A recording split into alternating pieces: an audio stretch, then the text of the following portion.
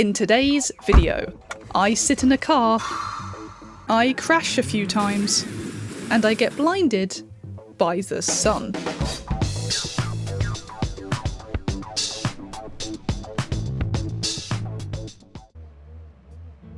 I have never driven a car in my life. However, I do really like racing in video games. I mean, look at me here as a kid playing NASCAR. Well, I say playing, it seems like I had endured absolute chaos. Perhaps one day I will learn how to drive, but at the moment it still feels a little bit daunting. It doesn't help that when I was a teen I would constantly steer out of control in Burnout Paradise, obliterating my vehicle multiple times and everything around it. Of course, in real life I wouldn't expect to drive quite this fast, but I, prefer the sense of speed and danger from the comfort of my own room, cuddled up in a blanket, drinking hot chocolate. You can't drink hot chocolate and race in real life without spilling it all over the place now, can you? The racing genre was one of the first video game genres I properly sunk my teeth into. I adored playing on racing game machines at amusement arcades. I grew up watching Top Gear. I have a nostalgic love for the film Cars. I had one of those car mats which you rolled out onto the floor and I would zoom toy cars all over the place. I had a box full of these little guys. Is this a throwback for you too? Let me know in the comments. So cars were a part of my life growing up, but more in the virtual arcade and toy sense. It was so wonderful sitting in the driver's seat at an arcade that thousands of people had sat in before you, being immersed by the lights and the sounds, and I just love that feeling. That feeling, the way you drift and or boost, all the colours and sounds. Now that's what I call personality. Even just thinking about the arcades made me want to go and play. So that's what I did.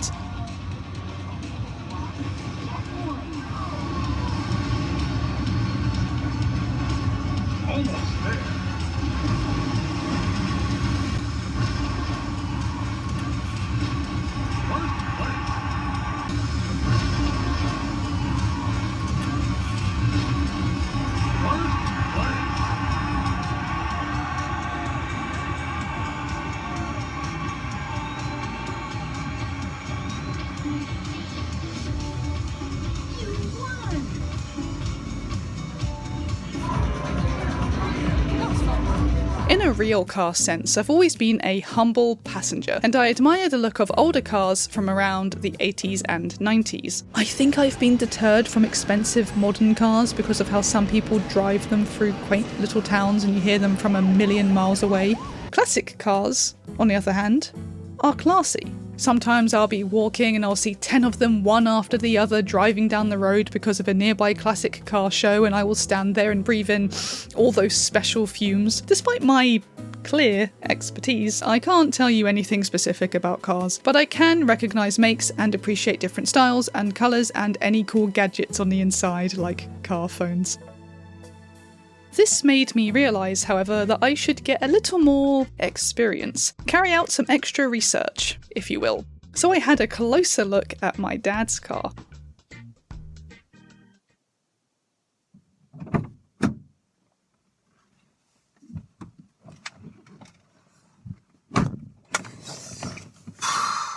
I feel like I'm doing some sort of Top Gear segment. And on that bombshell, so this is my dad's lovely Jaguar. I feel like a toddler that's been put here as a joke.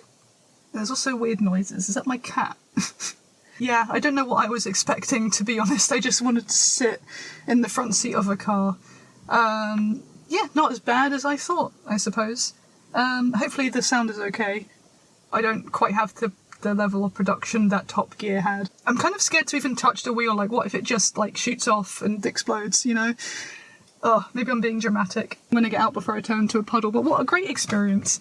Thank you to me for making this video so I could experience this. Thank you to my dad for having a car. I hope you enjoy the rest of the video. What was that? On the gaming side, as a kid, I couldn't get enough of driving around in games in general, and even now when it's available as a travelling method, I find it pleasurable. Mafia, LA Noire, obviously GTA, Saints Row, Sleeping Dogs, Lego City Undercover. It felt so freeing to me to be able to hop in and out of a vehicle in a game, or ride a bike, too. I also enjoyed trying to follow the rules of the road for some reason, like stopping at traffic lights, turning safely. If I enjoyed doing that, then why haven't I learnt to drive? Because virtual driving is safer, I guess. In any case, I appreciate vehicles being in games because of the way they can make a world feel big and open and explorable. The last few years I haven't actually played racing games that much, or tried out many modern titles apart from Wreckfest. But if there's something I've learned from making this video is that 2000s racing games still succeed with giving you a rush of adrenaline. The 2000s to 2010s era of racing is just chef's kiss to me, and that of course does include some racing movies. Certain racing movies were very influential, let's say. I felt it necessary to watch The Fast and the Furious as I hadn't seen it before. Although my experience watching the film was a tad strange. I had this perfect plan of watching it on my phone on a day of travelling when riding on 3 separate trains. I ended up viewing it in multiple segments due to some noisy people being distracting, and then I finished off the last 25 minutes sitting in a shopping centre food court after I arrived. I also finished it an hour or so before going to see Obsession in cinema, which was my first horror films cinema experience. All in all, it was a day full of excitement. I enjoyed The Fast and the Furious, and so did the whole world at the time it seems, and I particularly liked the dude who was playing Gran Turismo in his car.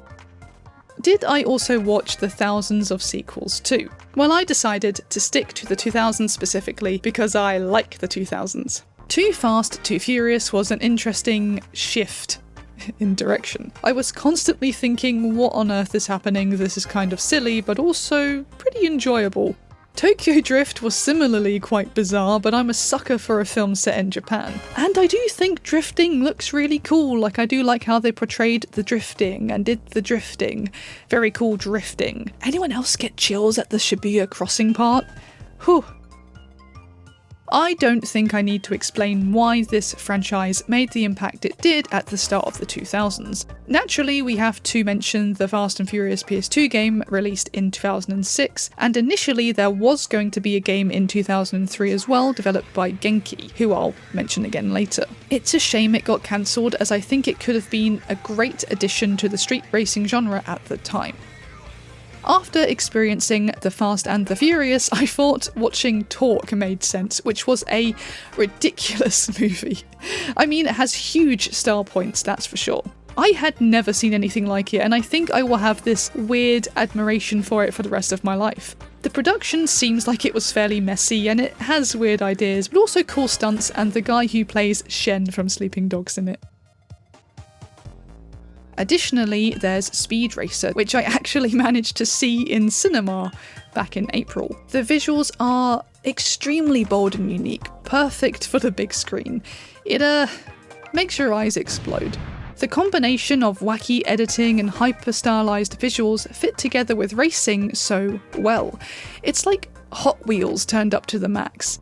Of course, there was plenty of Hot Wheels media throughout the 2000s too. Big vehicles are hard to collect, so it's no wonder these flashy little cars were and still are so popular. A lot of people desire miniature versions of something they like, right? There are so many Hot Wheels games, you could fill up a whole shelf with them. I'm sure every single one has someone who cherishes it because they played it in their childhood.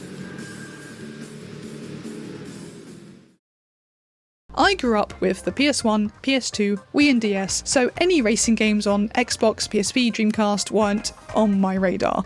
My introduction to gaming in general was the PS1, and I gravitated towards the racing genre at an early age, which would continue throughout the whole 2000s. I remember first taking a liking to the demo of Roll Cage Stage 2. A demo was enough for me to be entertained for months. It didn't matter if you flipped your car over, you could just keep driving, which I think took away the fear of failure when I was 4 years old. I also played Destruction Derby Raw, which eased any stress entirely. Maybe it was worrying considering the amount of destruction you could cause, and I don't know what that was doing to my developing brain, but I turned out fine.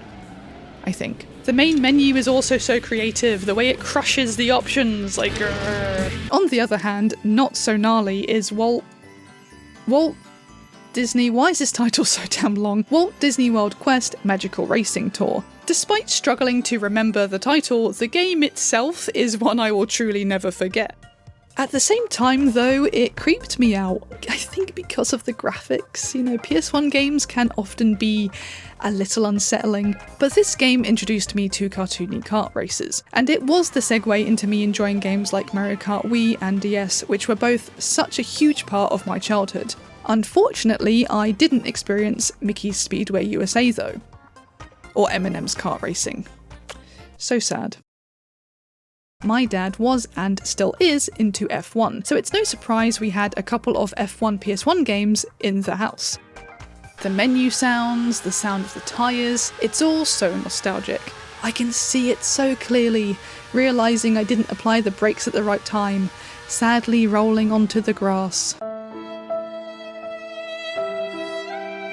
Since I didn't have the best luck with F1, I actually favoured rally games. Colin McRae, woo! Not that I was good at it either, but I would often pick the snowy, rainy tracks and suck in the atmosphere. So in the 2000s, I surprisingly would not experience Gran Turismo or Need for Speed. Shocker. But I have special memories of playing the demo of MX Unleashed with the bikes sounding like a bunch of flies. I would go around and around on this track as if it was some magical place only I knew about. And oh boy, how about WRC4? I played this sometimes with a wheel. An actual wheel. This wheel, to be precise. I felt very adult using it instead of a controller as a kid. I didn't understand changing gears, how to set up my car, or really what was going on much at all, and not much has changed, but it didn't matter. Even if I slid out of control, I would restart and the excitement would begin all over again.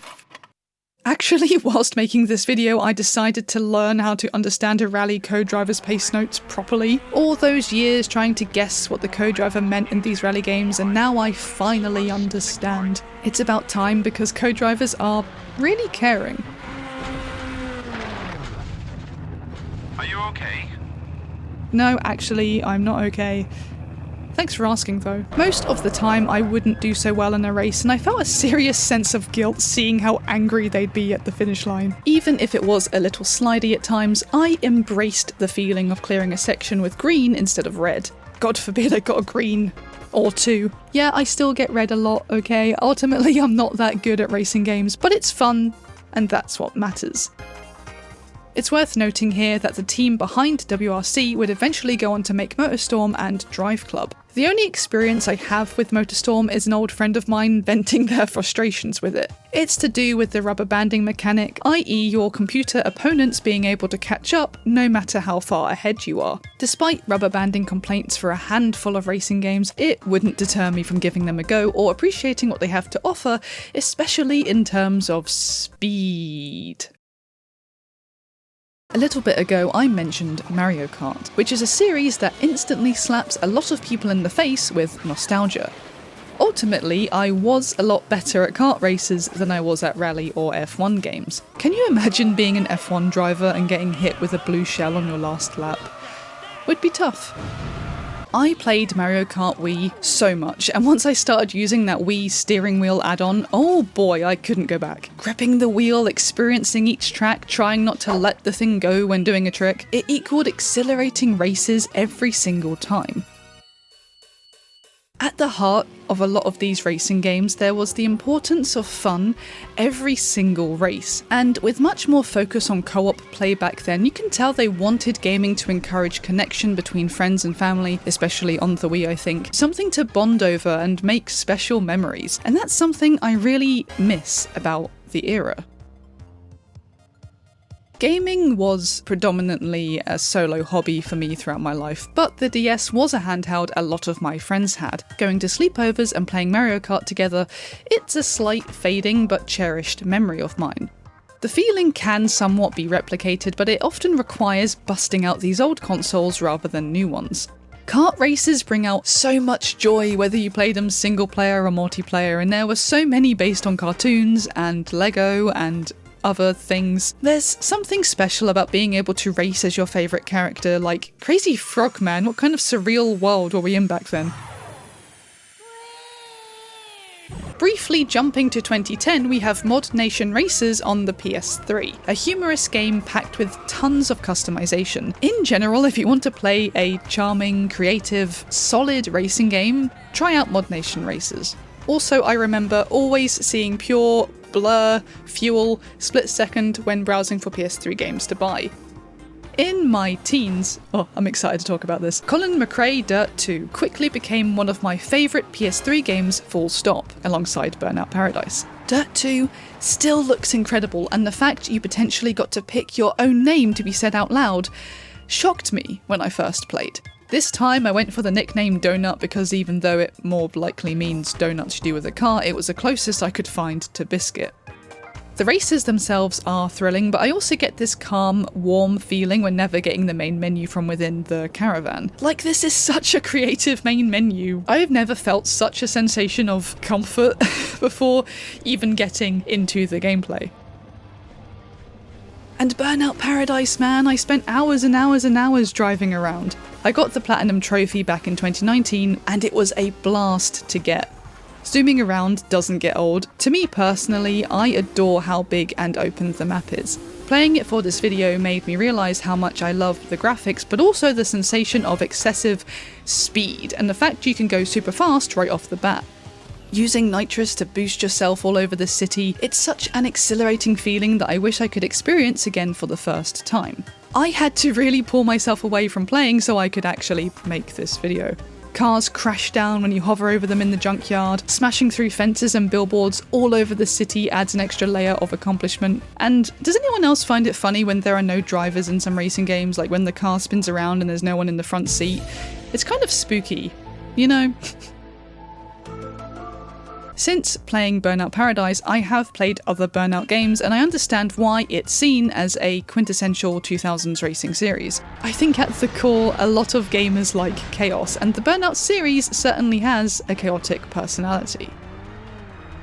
Another series that's chaotic is Flatout. Now, Flatout is an interesting one to me because I specifically only played Flatout 2's ridiculous stunt minigames growing up. Essentially, you aim and launch your driver to hit targets like a giant dartboard or a set of bowling pins. I don't know what the devs were thinking, but it's genius. It's super fun. I mean, likely less fun in real life, but you know. Both in Flatout 1 and 2, I, like the ease of drifting around corners and being able to crash and plough through most things without stopping dead on the track. When something over the top happens, I can't help but laugh.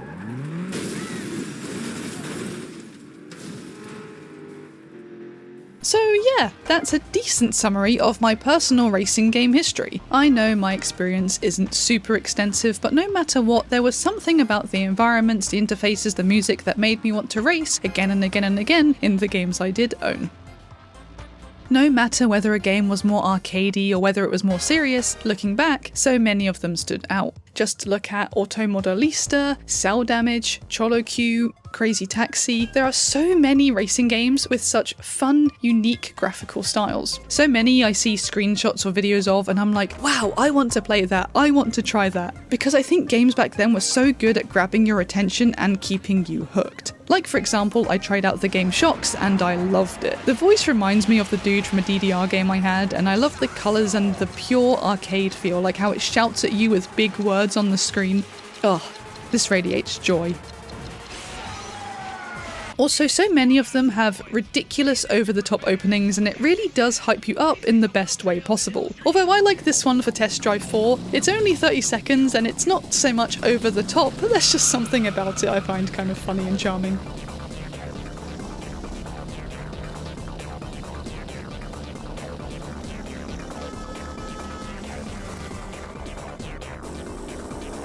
A lot of the menus are also super stylish, and it makes not just the racing, but just navigating through the games themselves a joy. Like selecting your car, anticipating the race. No wonder so many of them were addictive to play.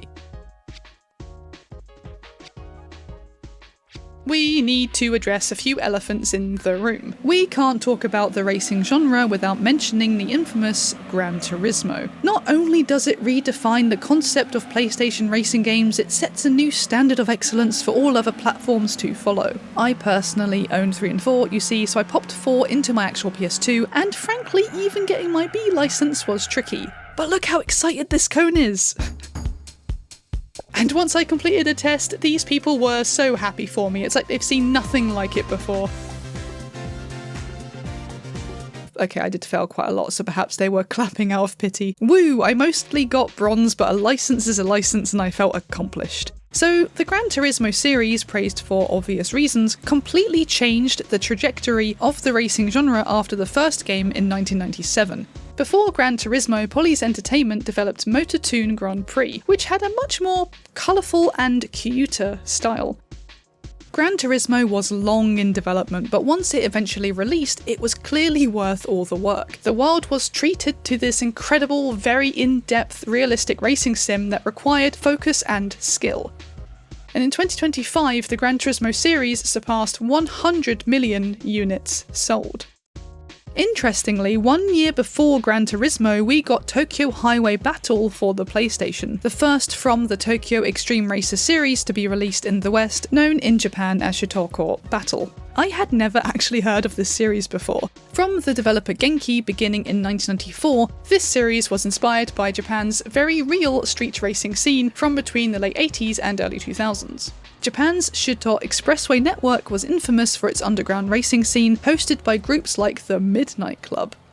Sound familiar? Midnight Club is a fantastic realisation of a street racer's dream. Midnight Club 2 is in a word: crazy, crazy fast, crazy tough, crazy feeling, and most important, crazy fun. And Midnight Club 3 has something to offer every kind of racing fan. The covers always caught my eye because of their edgy and cool designs. The shine, the shine! Where was I? Oh yeah, there would be plenty of games released in the Tokyo Extreme Racer series over the years, later games having this battle system like a fighting game, where there is no finish line but the aim is to defeat your opponent. And Tokyo Extreme Racer Drift is a fun one. I love how dramatic the intro is and the music choices throughout the game.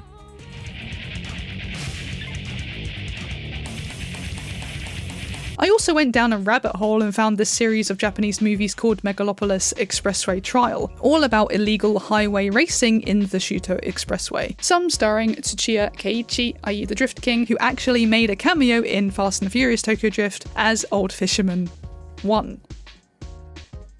Released the same year as the first Shutoko Battle, we also got the first Need for Speed. Need for Speed being another racing franchise that made a huge impression on the genre. I got so hooked on Dirt 2 and Burnout Paradise, I think I kind of ignored Need for Speed, even though that makes no sense whatsoever, but I had just become a teenager and I didn't know any better. Forgive me. To redeem myself, I played some Need for Speed Underground. The first thing I noticed is how much music really does hype you up. Once I turned it off, just to be safe with copyright, even the cheering felt awkward. But it didn't matter because wow, look, it's so shiny. Look at the bloom. I love it. This is the exact kind of empty road I would drive down if I could. At night time especially, I love the mood of being in a car at night. This game gave me multiple thrills of a near miss with an oncoming vehicle, and look how close this race was. I beat them by 0.03 seconds. 0.03. My face was glued to the screen. I have never been on the edge of my seat so much in my life. Despite the tracks all looking very similar, I made sure to take in all the buildings, like there's a McDonald's if you want to stop for a bite to eat, or there's a hotel if you need to rejuvenate after crashing a few times. For Underground, the devs Black Box wanted to take the Need for Speed series in a different direction to supercars, which they had focused on prior. Unsurprisingly, they went for tuner cars instead. Take it from someone who studied that silly Vin Diesel movie frame by frame. Underground is, without a doubt, the best approximation there is to Hollywood's rendition of illegal street racing. So there we have it. The drag races in this game are more thrilling than the real thing. Well, that just makes me feel better about staying inside rather than trying it out for myself. There are many very well-known games in the Need for Speed series, including Most Wanted from 2005.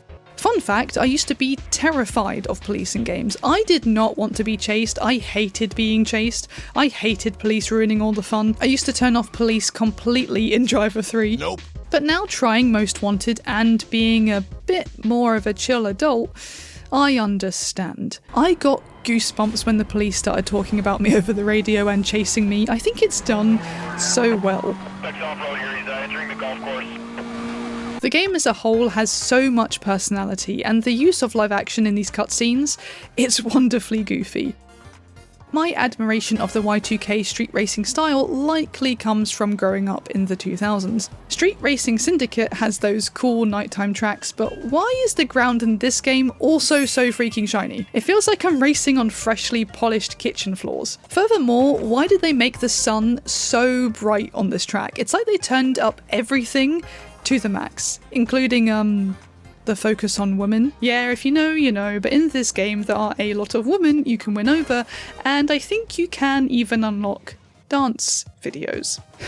Anyway, interestingly, the devs Technics also made a handful of racing games, including Pimp My Ride, Big Mother Truckers, and famously Ride to Hell Retribution. And I mean famously in a bad way because it's labelled as one of the worst video games of all time. Moving swiftly on. Keeping to a similar aesthetic, there's Juiced. Now, Juiced spent a lot longer in development than it should have done, and judging from this magazine article, there were a lot of improvements made. So it appeared to be worth it, but the final result still came out as only decent, and it didn't particularly stand out. We have lots of characters that make weird noises if you do nothing for too long.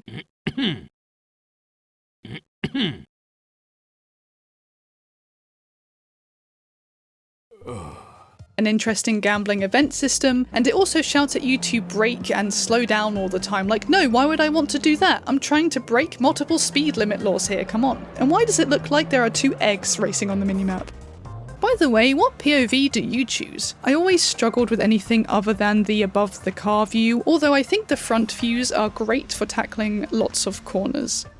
I like the inside car view too, but I found it the most difficult to race from, personally, but let me know your opinions. I saw some footage of our racing evolution, and it seems very intriguing. Like, this woman is an ambulance driver and then she gets recruited to race. And onto his oxygen mask.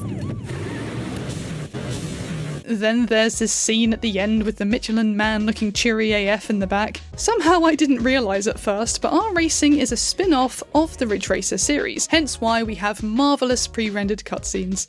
The Ridge Racer series in particular is known for its aesthetic and style, and it is a joy to announce I recently picked up a copy of Ridge Racer 5 for myself. I tried it out, of course, and now I fully understand why the style is praised so highly. All these menus are so well designed, and you know, it took me a while to get the hang of the drifting, and even when I did start to understand it, I didn't do so well, but that's okay, because vibes.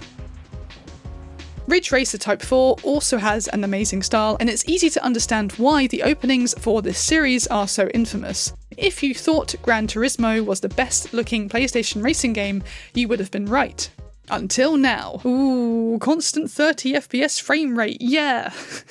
Despite everything positive I'm saying, it seems by the mid-2000s there were still complaints about the racing genre being oversaturated. There really were so many racing games releasing, and that was great, and I tried to prove that during this video, but ultimately there was a lot of comparison. Look at this review for Trackmania. As the differences between racing games become indistinct, it takes a brave and special game to change the formula. Trackmania is nearly that game. You know, I think it's just a series that brings out a lot of childlike joy.